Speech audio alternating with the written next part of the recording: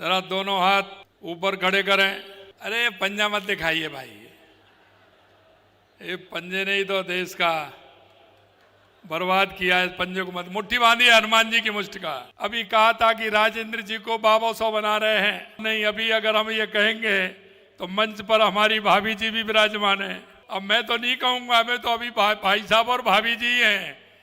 अब बाबा साहब और दादी कहने की अभी थोड़ा सा भी समय है, इसलिए वो भी नहीं कहना है। विदेशों से कम गुणवत्ता का सामान महंगी कीमत पर खरीदा जाता था, जिससे हमारे जवानों की सुरक्षा भी प्रभावित होती थी। हमारे देश के यशस्वी प्रधानमंत्री नरेंद्र मोदी जी ने मेक इन इंडिया का नारा देते हुए रक्षा क्षेत्र के में जो हथियार काम में आते हैं, छोटे से छोटा इंस्ट्रूमेंट से लेकर के बड़े बड़े तक आज पूरे देश के अंदर बन रहे हैं। 12वीं के बाद सरकारी नौकरी की तैयारी करें झुंझुनू की आधार क्लासेस में। राज्य स्तर की नौकरियों के साथ बैंक, एसएससी, दिल्ली पुलिस और रेलवे की खास तैयारी। 600 से अधिक सफल चयन। आधार क्लासेस, आपके सपनों की उड़ान का आधार। बोलिए भारत माता की। ये शेखावाटी है, चूरू की धरती है। जरा दोनों हाथ ऊपर खड़े करें।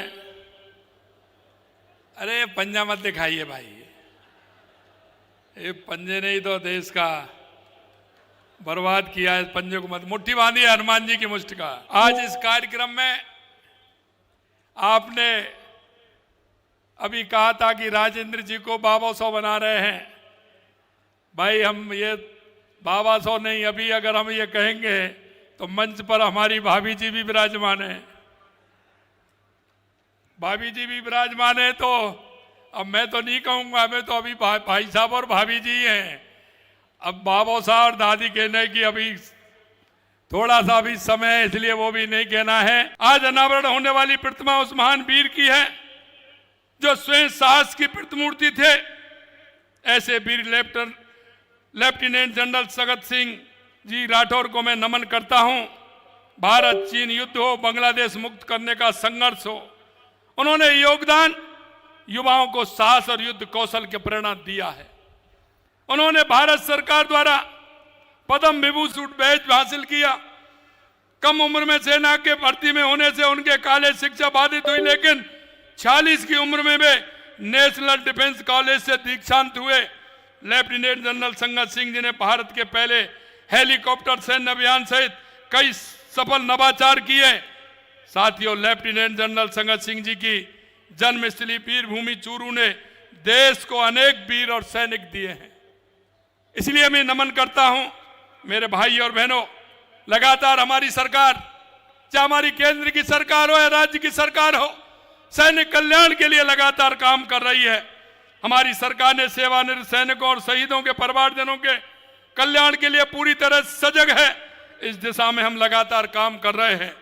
हाल ही में हमने डीडवाना कुचामन में राजस्थान के पहले एकीकृत सैनिक कल्याण परिसर की स्थापना की है, जिसमें पूर्व सैनिक और उनके आश्रितों को जिला सैनिक कल्याण कार्यालय, कैंटीन, चिकित्सालय और शहीद स्मारक से संबंधित सेवाएं एक ही परिसर में उपलब्ध कराई जाएंगी। हमारे जवान देश की रक्षा के लिए अपने घर से दूर तैनात रहते हैं। ऐसे में उनके आश्रित परिजनों को सुविधा देने के लिए यह केंद्र महत्वपूर्ण भूमिका निभाएगा। जल्द ही प्रदेश के अन्य भागों में भी इस तरह की केंद्र की स्थापना की जाएगी। आरटीडीसी के सभी होटलों, गेस्ट हाउसों में वीरांगनाओं को 50% और सेवारत एवं पूर्व सैनिकों को 25% छूट का प्रावधान हमने किया है। आवश्यकता नवीन जिला सैनिक कल्याण कार्यालय खोले जा रहे हैं। राजस्थान सरकार ने विभिन्न विभागों में रेस्को के जरिए कार्यरत पूर्व सैनिकों के मानदेय में पिछले 2 साल में 20% तक की बढ़ोतरी की है। द्वितीय विश्व युद्ध के पूर्व सैनिकों को मिलने वाली पेंशन 10,000 से 15,000 रुपए की सभी जिला सैनिक कल्याणों में मुफ्त कानूनी सहायता के लिए नालसा क्लिनिक खोले गए हैं। मित्रों, मैं कहना चाहता हूं, आज अभी को आपने देखा है कि कैसे हमारे वीर जवानों के महत्व के विषय में देश के यशस्वी प्रधानमंत्री नरेंद्र मोदी जी ने वन रैंक वन पेंशन को विगत सरकारों ने दशकों तक लटकाए रखा।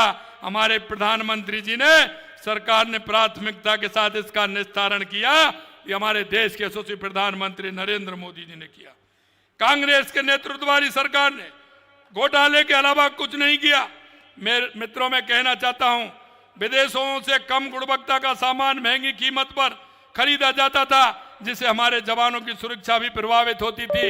हमारे देश के यशस्वी प्रधानमंत्री नरेंद्र मोदी जी ने मेक इन इंडिया का नारा देते हुए रक्षा क्षेत्र के में जो हथियार काम में आते हैं, छोटे से छोटा इंस्ट्रूमेंट से लेकर के बड़े बड़े तक आज पूरे देश के अंदर बन रहे हैं। हमारी सेना में जो हथियार काम आते हैं वो हमारे भारत के निर्मित हैं। इसलिए मेक इन इंडिया के लिए माननीय प्रधानमंत्री जी ने काम किया है। आप में से बहुत से लोग सैनिक परिवारों से संबंध रखते हैं। आप भली बात जानते हैं कि पूर्ववर्ती सरकार किस प्रकार राजनीतिक स्वार्थ के कारण सेना के बलिदान की अनदेखी करती थी, तुष्टीकरण की राजनीति करती थी।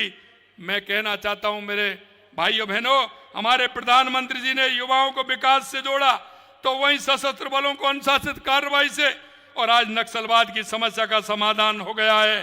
स्वार्थ की राजनीति करने वाले आज कहीं भी कई भाषा तो कभी जाति का नाम बोलते हैं।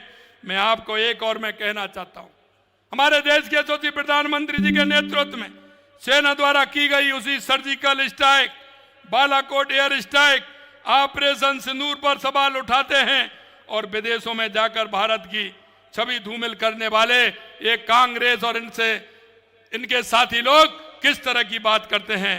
लेकिन देश के यशस्वी प्रधानमंत्री नरेंद्र मोदी जी ने हर क्षेत्र में जिस तरह से काम किया है वो आपके सामने है। मेरे भाई और बहनों, मैं कहना चाहता हूं, जब 2.25 साल पहले हमारी सरकार आई थी, हमने राजस्थान का एक रोड मैप बनाया।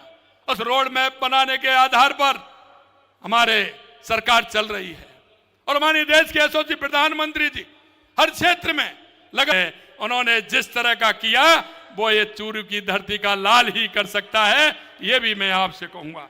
आज का ये कार्यक्रम निश्चित रूप से मैं बधाई देना चाहता हूं राजेंद्र राठौड़ जी को। आज उनका जन्मदिन भी है, उनको बधाई देना चाहता हूं। और मेरे को तो बताया कि शादी की भी वर्षगांठ आगे पीछे आने वाली है, तो उसकी भी मैं बधाई देना चाहता हूं। आप सभी को बहुत बहुत बधाई। मित्रों, मैं अंत में इतना ही कहूंगा आप लोगों से कि आप लोगों ने जिस भरोसे के साथ हमारी पार्टी को चुना है, हम एक एक बात को पूरा करेंगे।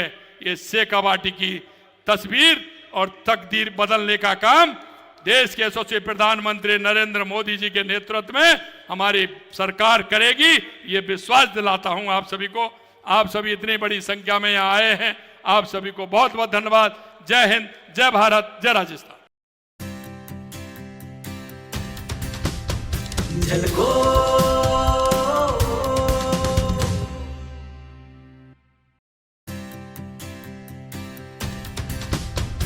झलको